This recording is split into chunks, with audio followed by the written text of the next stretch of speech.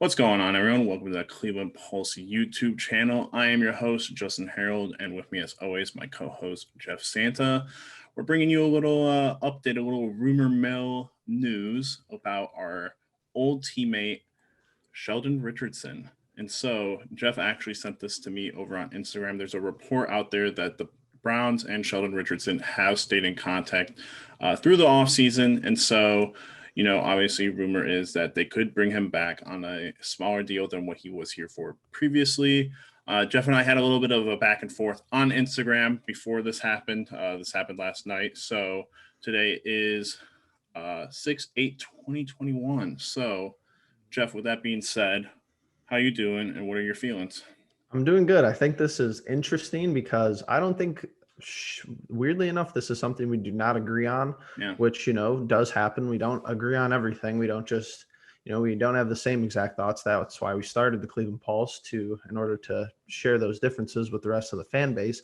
But I find it interesting that we don't agree on this because personally, I would love to bring Sheldon Richardson back. I think that he would really sew our defensive line together very well in the sense that would be a returning guy that knows what he's doing. Already has played under Joe Woods for a year, and he's played with guys like Myles Garrett, and I think it would make sense to have him being in there specifically to stop the run in an AFC North that is going to have good running backs and, a good mobile quarterback like Lamar Jackson.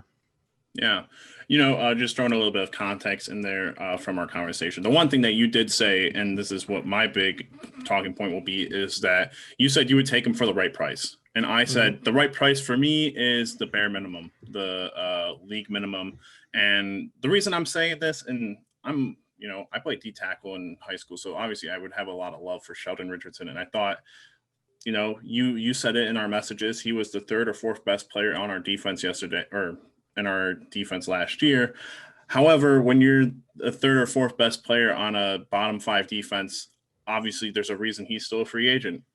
Maybe he's still demanding too much money from other teams, or, his play has declined a little bit from when we first signed him to that big deal. So the other reason I say that, obviously money being the one thing, we're already in cap hell for next year, is, when you do the complete overhauling of what we did for our defense and your weakest position is, probably the least important position on defense in my mind, outside of linebacker, I think you can make an argument that linebacker may have a steadily kind of decreasing value to its position because of safeties and such. But with my opinion being that D tackle is probably the least important, and the huge cast of guys that we have there right now. Obviously, none of them are huge, big, proven names, but there is a big cast of D tackles vying for positions, starting positions, backup positions on our team right now.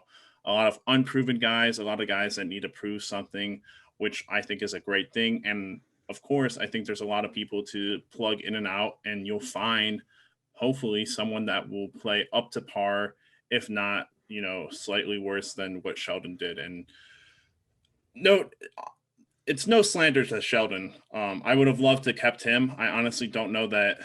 I'm still not convinced that the whole Clowney thing will work out. And so I much rather would have kept Clowney or Richardson instead of Clowney.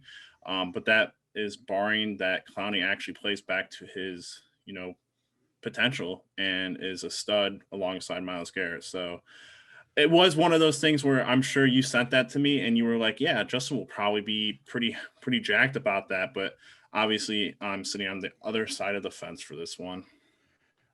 The only problem I would have with it is that it would just look bad optically in the grand scheme of things because everyone knows money's the issue, and we knew that we got rid of him, to pay Clowney in some sense, but either way, he probably was going to be making too much money. So he might have been a liability just, gone, even if we didn't sign Clowney, but obviously that was the perfect reason, to get rid of his contract.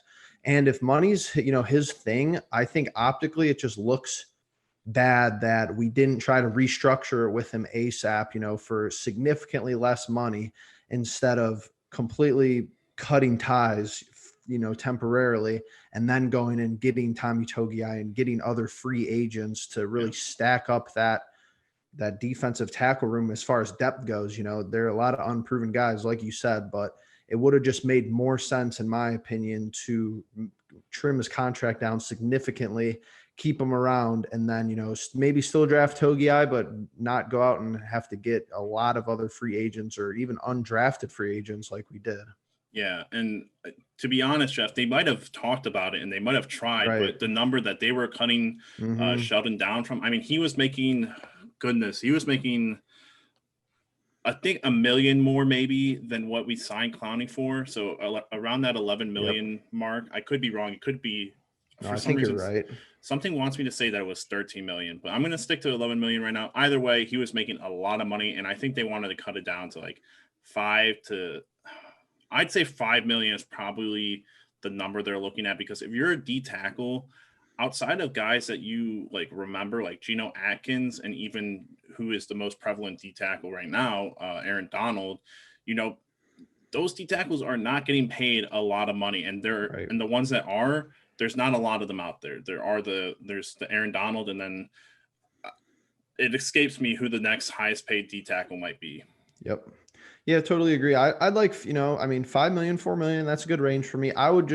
I think it makes sense you might as well load up now, and you might as well, take a stab at him. He's been in our organization for a while, in comparison to how we've been in prior seasons outside of last year. So I think he's a good fit for the culture. He's kind of like, he's kind of like a Jarvis Landry. yeah, he's kind of like Hollywood Higgins almost on the defensive side, a guy you kind of just want to keep around for, just to be good on our part. But if he's still asking too much, then it's just not going to work. Yeah, so that's exactly what I think, and there's a reason the deal hasn't been done, and it's because one side's just not willing to get it done, and I think that's Sheldon. So, but with that being said, everyone, thank you very much for watching. If you guys have not subscribed to the channel, please hit that subscribe button, hit the bell for the notifications, leave a like, and leave a comment on what your guys' thoughts on Sheldon Richardson are. Do you want him to be back? How much do you want him to be back for?